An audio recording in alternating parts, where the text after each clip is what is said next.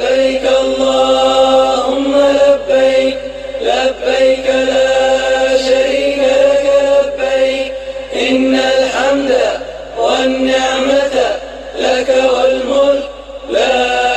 شريك لك لبيك اللهم لبيك. أعوذ بالله بسم الله والصلاة والسلام على رسول الله محمد بن عبد الله. عباد الله السلام عليكم ورحمة الله تعالى وبركاته. Ambade TV shirfila la jaba ka fo ka wali mando akanya madalla aw munutun sigimbe samba flantan kononto hejide ko kuna fone soroli kene ninga o kono amba fo ni annali ni andonengi ami awla donia ka fo agent shirfila tamade oni sanga in konnana u bela jelembe maga dugu noroma in konnana bashi fo itawula wala saka galombonda Fatmata Jabi aleye wuli ka joke ka do ukan ka do ka la halayauta amse ka olu lase aw ma chugumina angeje ko baraw sharia nyofe.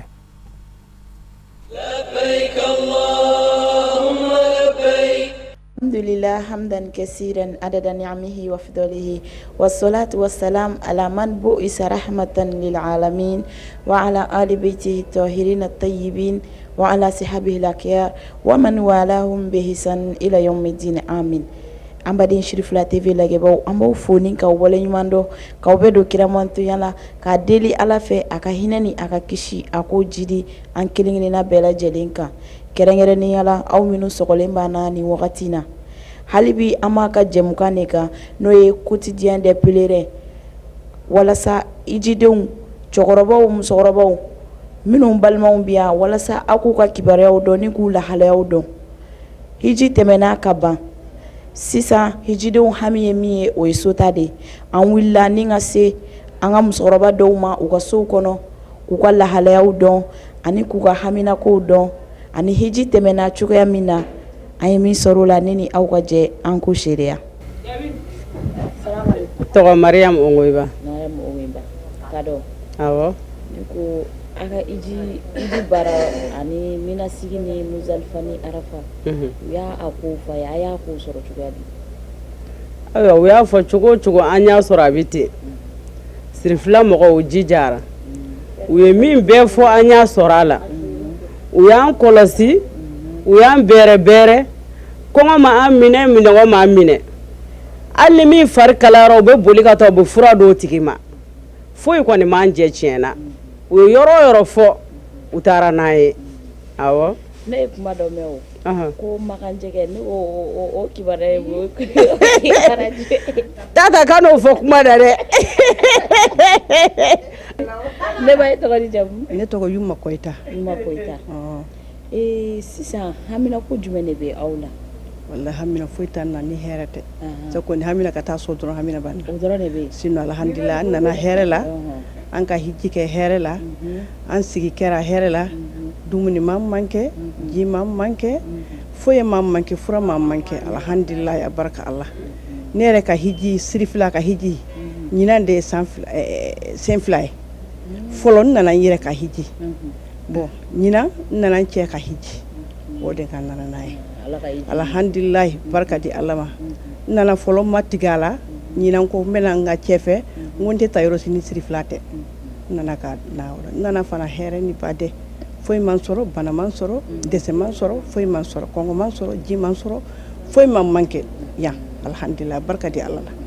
sagoni foyi tɛ hami an na sisan ka don avion kɔnɔ ka taa so k'an denbaya sɔrɔ so. aw ye kalo saba ko min fɔ o ma bɔ bilen yan. kalo saba ko aw nana kalo kelen ne ma la kalo saba ko n'an dɛsɛra yan an den bɛna sɔrɔ yan dɛ.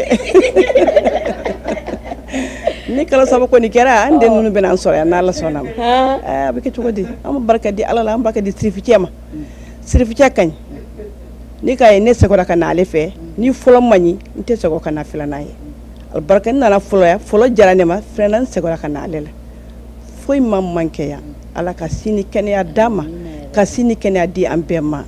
ka an nana hɛrɛ la Ala k'an segin hɛrɛ la ka taa an denbaya sɔrɔ hɛrɛ la sirifitɛ fana Ala ka kisi ka tanga Ala ka sɔn Ala ka jamana bɛɛ nɔgɔya Ala ka balaw ma an ka dugu la ni an ka jamana ni Ala ko nɔgɔya a tege tege da kami ma tege tege jam ne yɛrɛ jam sai bere aka sa dinu eme yele gin makka sara madina sara di ja fu di eme yali koro di eme be jali koro be albarka nyama namima ali ni ma namima ali di ni ma namima ali silfila albarka ama material ke eme jere men o ama ko baraje men o ama ina kale nawna ke eme jere ko albarka bi koy Assalamu alaikum. Salam.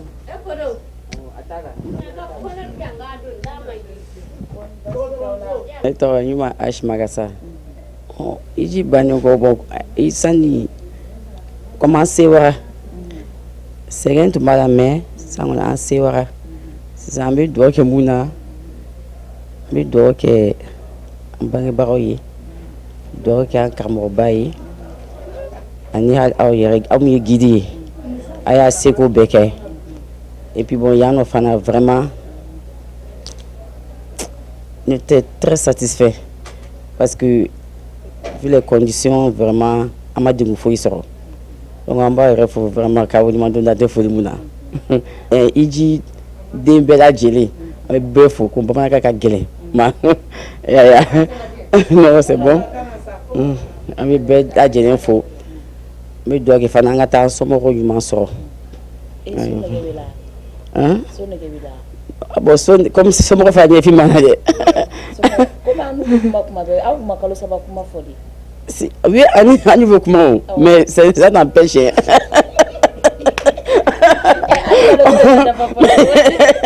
Oh, mais comme tu as dit qu'il faut faire ça. Donc, il faut tomber. Ah ouais, il y a fait non. Kalau ça va, on veut déjà y aller quoi. Ouais. Jelika balo Awo. Jelika joli. awo Sisan o. Ne yabe parler na mbari juga suda kote kono de. akadi ne ko juni ka chokor banya na fi be wena O mana kalo saba ko mi fara mo fa. ay ne mo mama bona Ada. ani ni dala be akadi an fion be sara la wati No abia ko fo kalo saba. Sisan o.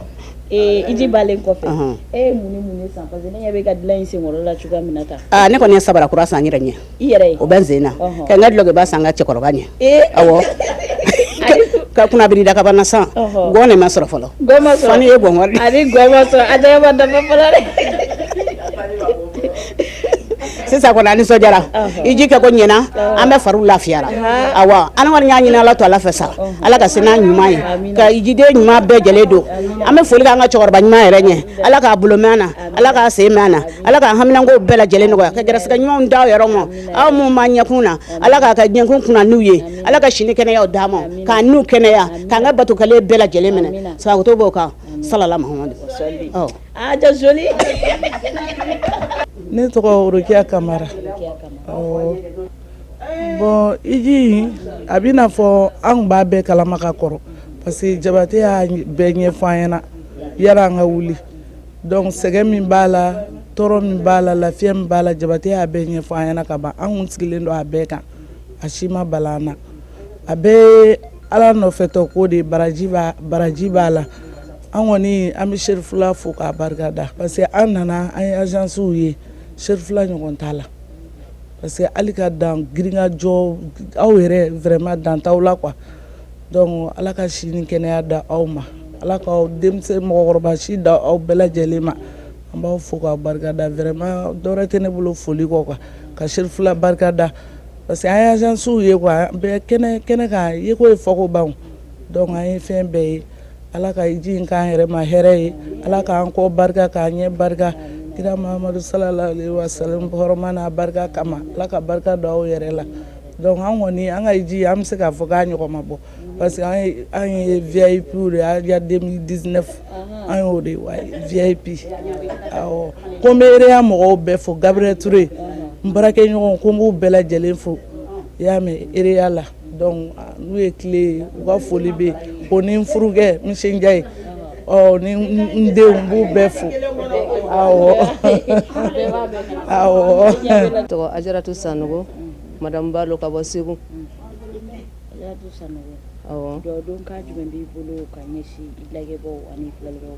an bilama kɔni baara banna ani nisɔndiyalenba de don bi an bɛ Alahu taala fo k'a barikada k'an fa n'an baw fo ka sɔli Aminata den kan ani Abulayi den tanu bɛ masa min sɔnna k'anw kɛrɛnkɛrɛn ka n'anw ɲɛda ni dugukolo sanuma in kan an fɔla dɔw ko an fana bɛ dugawu kɛ yarabi Ala k'an bɔkolo tɔw fɔ an kɔ sirifula an nana aw nɔfɛ mɔgɔ tɛ mɔgɔ dɔ finna ka taama an b'aw ye télé la mais an n'aw ma jɛ ka don ɲɔgɔn na fɔlɔ ni nin tɛ an kana aw nɔfɛ kanu de don n'o ye sirifikɛ kanu de an ka sirifuko an m'a daminɛ bi an cɛw de ye amisari mɔgɔ fɔlɔw de ye Segu n'o ye Siriki ba ninnu ani Abu Male ani Sani ani Alu Balo ninnu mais n cɛ ntanyana mais ma sira bila quoi wa fɔ saya n tɛ sira bila an ye baya lawuru wɔlɔ kɛ ka tila ka na an ɲɛda nin dugukolo in ka bi non an bɛ Alahu taala fo k'a barikada ani nisɔndiyalenba de don yarabi an nana bato min kama Ala ka bɛɛ ka bato minɛ yarabi Ala k'a ka alijinɛ sɔrɔ sababu ye n'o tɛmɛna ka bɔ yen ma an denw barikamaw fo minnu ɲɛna ma k'an bila ka na an ka wolo a kala tare yarabi Ala ka wolomuso bɛɛ ka den kɛ tare ye sirifilakaw an nana kɔ an ma tigɛ aw la n'a taara b'an ka foli fɔ Bani ye Bani tiya aw de bi yan mais wallahi ni Bani ɲɛ bi a tɛ tɛmɛ nin kan a ye jigiyaw fa ka danaya minɛnw fa an nana aw nɔ kanu min kama kanu minɛn fara an b'aw fo k'a barikada Ala k'aw bolo mɛn a ka baara la Ala ka sini kɛnɛya di n'a taara b'an ka foli fɔ sirifikɛ fana ye Bani ko Ala k'a kira k'a faso wallahi i tɛ sanu di Ala ma k'a k'i sara ni zira o Ala tɛ quoi Bani ye min ye kɔni anw b'a dɔn depuis bi tɛ Ala ye min dɔn k'o de b'a bɔ yarabi n'a taara b'an ka foli fɔ a ye wallahi azazi ka ca mɔgɔ ɲɔgɔnna tɛ yen mɔgɔ b'aw ladege mɔgɔ t'aw ɲɔgɔn bɔ wallahi jamakulu in na kunfinw b'a la balekuw b'a la dɔw yɔrɔ bɛ yen n'i y'a sɔrɔ u ma na aw ka azazi la u tun tɛ se ka hiji kɛ mais a y'a bɛɛ bolo minɛ k'u bɛɛ tɔbɔtɔ n ko a ye min ye o de b'a bɔ quoi wallahi an b'aw fo k'a barikada.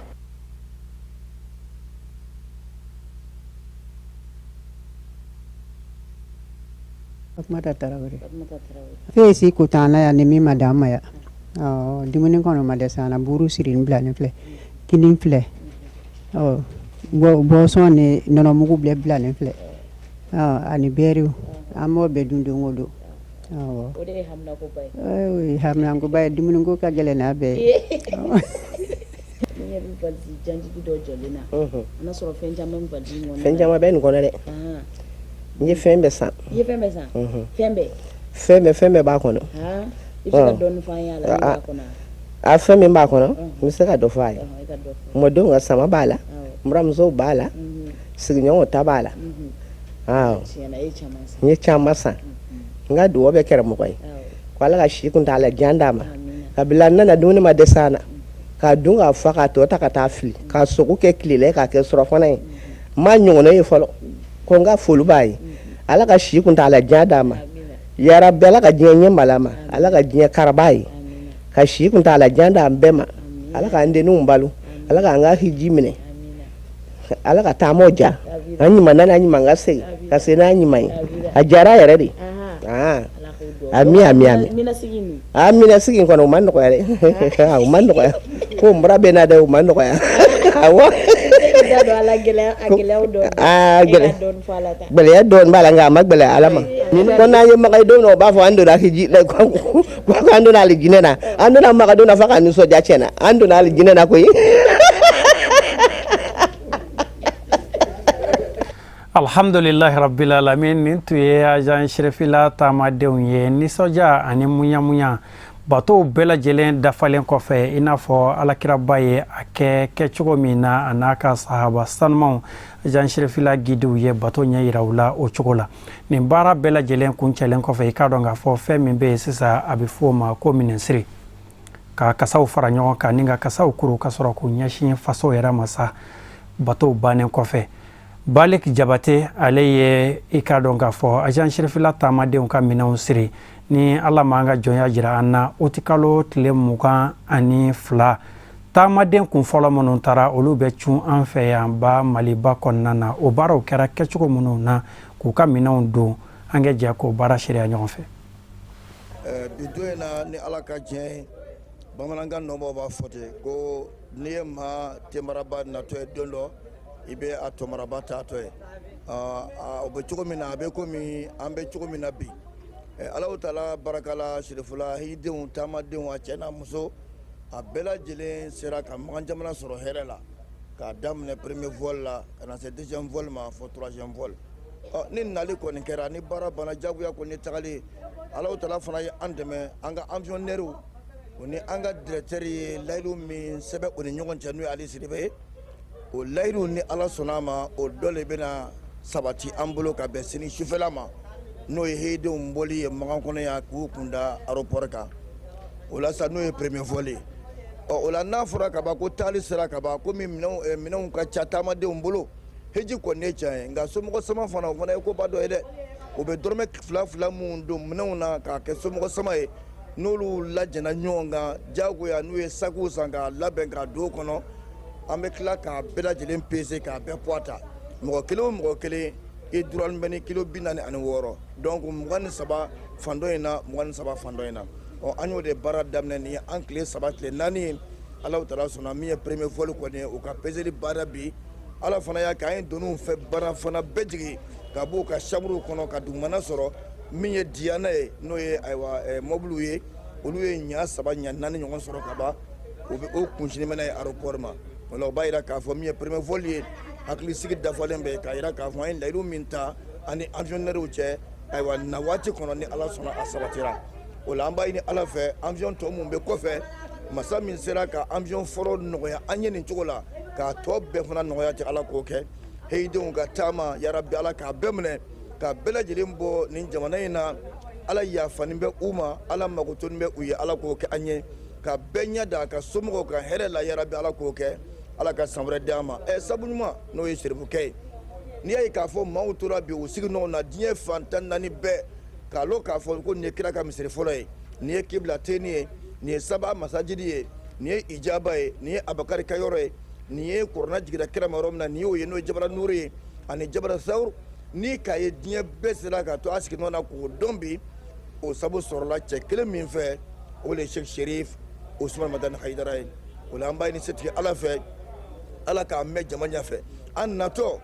agence ko t'a la a m'a fɔ serifula a m'a fɔ agence a ko maliyɛnw ani diɲɛ hiden bɛɛ ko Ala k'a bɛɛ ɲuman sigi a kɛlen ko k'an kalifa Ala ma an fana nana an ma jɔ kɛnɛ si kan n'an ma dugawu k'a ye arafa don a bɛɛ y'a ye ale de dugawu laban kɛ arafa agence bɛɛ nana ka na fara an kan ka nin dugawu minɛ an b'a dɔn k'a fɔ serifukɛ ni mɔgɔw ma se Mali kɔnɔ ale hakili tɛ sigi abada o la an b'a ɲini Ala fɛ ka bɛɛ ɲuman don hɛrɛ la Ala k'o k'an ye k'a mɛn a ka jama ɲɛfɛ Ala k'a kɛ agence ka mɔgɔw cɛ ɲina ka na Makan Ala ka bɛɛ ɲuman sigi hɛrɛ la bɛɛ ka taama don Ala k'a bɛɛ ɲuman sigi mun fana tora yan n'olu kaburu n'Ala ye o wajibiya olu ka Makan jamana kɔnɔ yan Ala ka yafu bɛɛ ma an yɛrɛ mun ni anw y'olu sutura ka waati jan don an n'u cɛ Ala k'o k'an ye wassalamu alaikum wa rahmatulahi ta'ala wa barakatuh. Nin de bɛ dansigi kɛ bi don hajijidenw ka kunnafoni ditaw la min sɔrɔla ka lase aw ma an bɛ aw fo ka waleɲuman dɔ a ka ɲamadali la aw minnu tun sɔgɔlen don an na ni spécial haji 2019 ni a ma fɔ aw kɔ fo ka n'a bila bi don na aw ka salonbaw kɔrɔ bugufiyɛw la togodaw la wɛrɛdaw la an bɛ aw bɛɛ lajɛlen fo k'a fɔ halisa an ye taamaden ninnu kalifa Ala ma Ala min ye o ɲuman ta yarabi Ala kɛ o ɲuman segi ka n'u ka denbayaw kelen-kelenna bɛɛ lajɛlen sɔrɔ hɛrɛ ani baden kɔnɔ ka bato ninnu kɛ bato jaabilenw ye k'u kɛ jurumu yafaw ye ka foli la kumaba di an karamɔgɔ ma ni an nujuru samanbaga alil maqam fa'alul khairat sayyid Sharif Usman Madani Hayidara an bɛ a fɔ mujaddidul azami ale min kɛra nin bɛɛ lajɛlen sababu ye Ala kɛ an ni a simaya ka hɛrɛ kɛ an kelen-kelenna bɛɛ lajɛlen ye sigida caman bɛ Ala bolo Ala ko yira ne n'aw la wa shukran lakum fi amanillah. لبيك اللهم لبيك لبيك لا شريك لك لبيك إن الحمد والنعمة لك